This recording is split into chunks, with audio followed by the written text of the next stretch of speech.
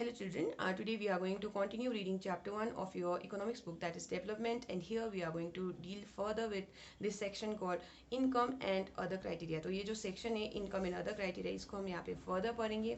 इससे पहले वाला जो वीडियो था वहाँ पे हमने income and other criteria के बारे में पढ़ना शुरू किया था और हमने वहाँ पे देखा था कि जो लोगों के goals होते हैं, aspirations होते हैं, वो सिर्फ better income से संबंधित नहीं होता, वो बाकी non material things जैसे कि security, freedom, respect of others, equal treatment, इन चीज़ों के बारे में भी होता है. तो ऐसे ही करके जब कोई इंसान सोचता है किस बारे में, तो कोई देश के बारे में सोचता है या फिर कोई इलाके के बारे में सोचता है, तो वहाँ पे हो सकता है वो कोई और एट्रीब्यूट्स के बारे में सोचे किसके अलावा, तो एवरेज इनकम के अलावा कुछ और एट्रीब्यूट्स के बारे में, कोई और फैक्टर्स के बारे में वहाँ पे वो सोचे. तो ये एट्रीब्यूट्स क्या हो सकते हैं, तो ये चीज़ यहाँ पे पूछा गया था. तो आगे हमें देखने को मिला कि हमने ये जो टेबल 1.3 है उसको हमने पढ़ना शुरू किया और टेबल 1.3 में हमने देखा कि वहाँ पे जो कंपैरिजन किया गया है 3 स्टेट्स के बीच में, कौन कौन से स्टेट्स है वो, तो हमने वहाँ पे पढ़ा हरियाणा, केरला और बिहार के बीच में वहाँ पे कंपैरिजन किया जा रहा है. और ये जो कंपैरिजन किया जा रहा है वो कौन से क्राइटेरियन पे आधारित है, तो हमने यहाँ पे देखा ये पर कैपिटा इनकम पे आधारित है. लेकिन ये जो डाटा है हमने यहाँ पे देख रखा है कि ये सचमुच में पर कैपिटा इनकम नहीं है इन स्टेट्स का, लेकिन हम यहाँ पे मान के चल रहे हैं कि ये जो फिगर है, ये जो नंबर्स है, ये क्या है, पर कैपिटा इनकम है कि कौन से स्टेट्स का, हरियाणा का, केरला का और बिहार का. तो हमने ये जो टेबल को पढ़ा तो तब हमने देखा कि इन तीनों स्टेट्स में जो जिसका हाईएस्ट पर कैपिटा इनकम था वो कौन सा था, तो याद रखना हरियाणा था. ऐसे करके कौन सा स्टेट बॉटम में था पर कैपिटा इनकम के हिसाब से, तो हमने यहाँ पे देखा बिहार. तो हम आगे वहाँ पे पढ़ना शुरू कर लिए. हमने क्या चीज़, तो टेबल 1.4 को पढ़ना शुरू कर दिया. तो वहाँ पे जब टेबल 1.4 को हमने पढ़ना शुरू किया तो वहाँ पे मैंने कुछ एक्सप्लेनेशंस जो थे, कुछ टर्म्स के जो इंपॉर्टेंट टर्म्स है वहाँ पे उसको जो एक्सप्लेनेशन दिया था उसको मैंने तुम्हें समझाया. तो हमने वहाँ पे इन्फेंट मोर्टेलिटी रेट क्या है, लिटरेसी रेट क्या है और नेट अटेंडेंस रेशियो क्या है, इस बारे में हमने वहाँ पे जाना.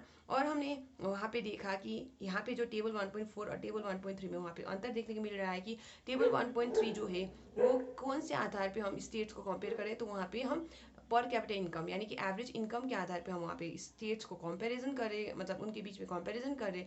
लेकिन जब हम टेबल 1.4 को पढ़ रहे हैं तो वहाँ पे हम जो कंपैरिजन करें किसके बीच में, तो हरियाणा, केरला और बिहार के बीच में, तो वो कंपैरिजन एवरेज इनकम के आधार पे नहीं है, वो कोई और क्राइटेरिया पे आधार मतलब क्राइटेरिया के बेसिस पे. और वो क्राइटेरिया क्या है, तो याद रखना इन्फेंट मोर्टेलिटी रेट.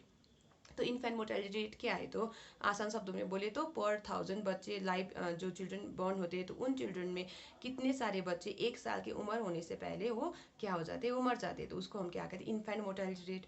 ऐसे करके सेकेंड में यहाँ पे जो क्राइटेरिया जो सेकेंड जो क्राइटेरिया है वो है लिटरेसी रेट. और लिटरेसी रेट क्या है, तो याद रखो लिटरेसी रेट हमें बताता है कि जो लिटरेट पॉपुलेशन कितना है उस एरिया में जो 7 साल के ऊपर के एज ग्रुप के. ऐसे करके जो तीसरा वाला जो क्राइटेरिया जो हमने इस्तेमाल किया है वो है तुम्हारा नेट अटेंडेंस रेशियो.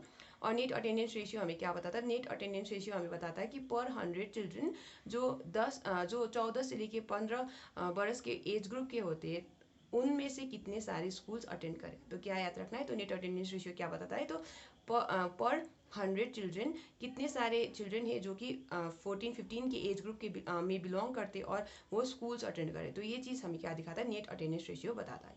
तो यहाँ पे हमने ये चीज़ हमने यहाँ पे पढ़ रखा है. तो अब हम आगे यहाँ पे पढ़ना शुरू करते हैं.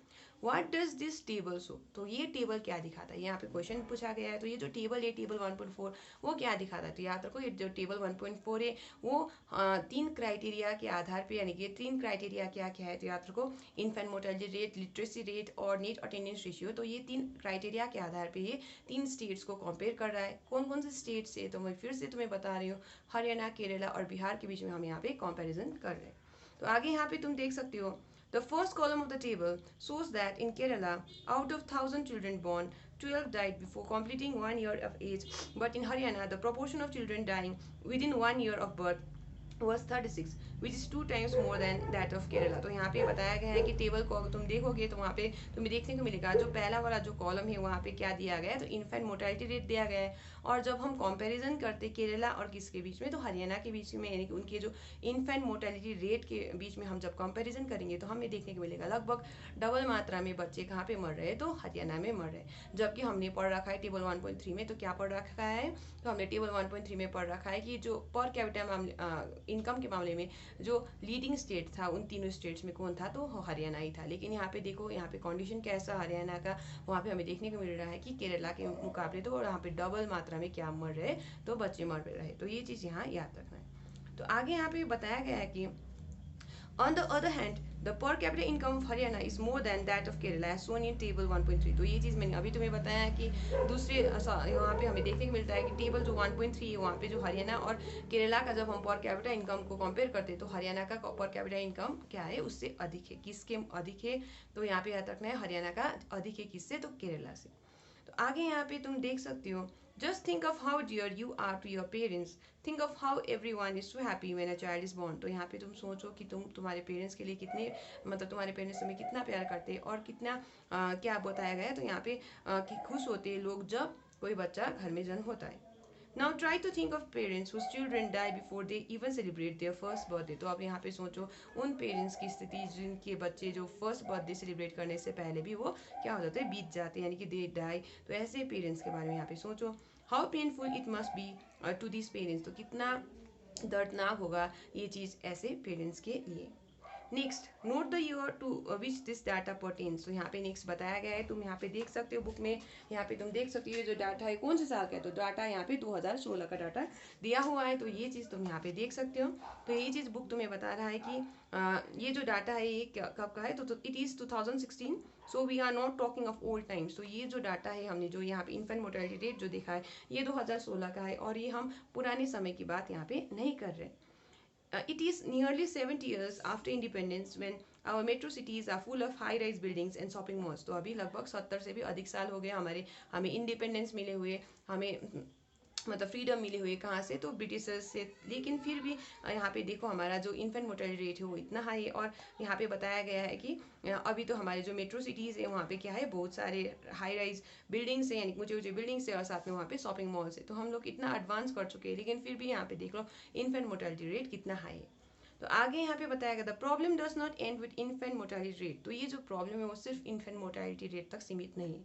तो आगे तुम्हें देखने को मिलेगा the last column of table 1.4। तो ये जो लास्ट कॉलम है टेबल 1.4 का ये वाला देख लो, नेट अटेंडेंस रेशियो तुम्हें ये दिख जाएगा।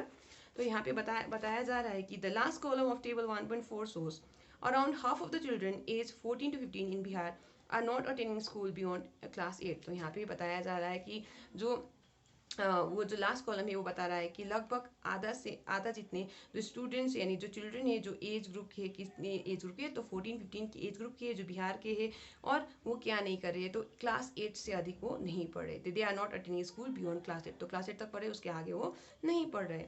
This means that if you went to school in Bihar, nearly half of your elementary class would be missing। तो अगर तुम बिहार में पढ़ रहे होगे तो जैसे कि तुम लोग पढ़ रहे हो तो यहाँ पे देखने को मिलेगा तुम्हें बताया जा रहा है कि लगभग आधा क्लास ही वहाँ पे नहीं है यानी कि जो स्टूडेंट्स होना चाहिए क्लास में वो वहाँ पे नहीं है। नेक्स्ट यहाँ पे बताया जा रहा है कि those who could have been in school are not there. तो जो बच्चे स्कूल्स में हो सकते थे वो वहाँ पे अभी नहीं है। If this had happened to you you would not be able to read what you are reading now. तो अगर ये चीज़ तुम्हारे साथ होता तो तुम अभी ये पढ़ नहीं रहे होते जो तुम अभी पढ़ रहे हो। तो ये चीज़ यहाँ पे समझाया जा रहा है। तो हमने इनकम एंड अदर क्राइटेरिया में हमने क्या देखा तो जब हम यहाँ पे हमें देखने को मिला कि सिर्फ पर कैपिटा इनकम के आधार पे जब हम स्टेट्स को कंपेयर करते जैसे कि हमने यहाँ पे हरियाणा केरला और बिहार के बीच में जब कंपैरिजन किया था तो वहाँ पे हमें देखने को मिला था कि सबसे डेवलप्ड कौन था तो सबसे डेवलप्ड हरियाणा था।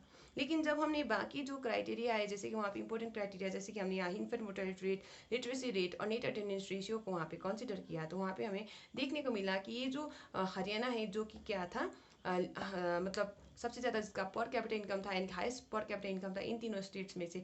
लेकिन वहाँ पे इन्फेंट मोर्टेलिटी रेट क्या था इतना हाई था।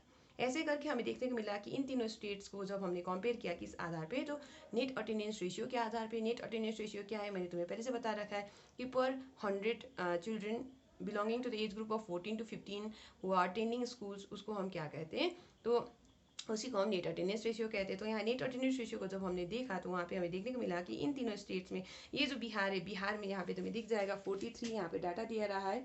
तो ये यहाँ पे जो नेट अटेंडेंस रेशियो वहाँ पे बताया जा रहा है कि बिहार में जो है 50% से भी कम मात्रा में जो स्टूडेंट्स है वो कहाँ जा रहे हैं स्कूल्स जा रहे हैं जो 14 और 15 एज ग्रुप के हैं। तो यहाँ 50% से भी ज़्यादा स्टूडेंट्स स्कूल्स अटेंड नहीं कर रहे जो कितने उम्र के हैं तो 14-15 के एज ग्रुप के हैं।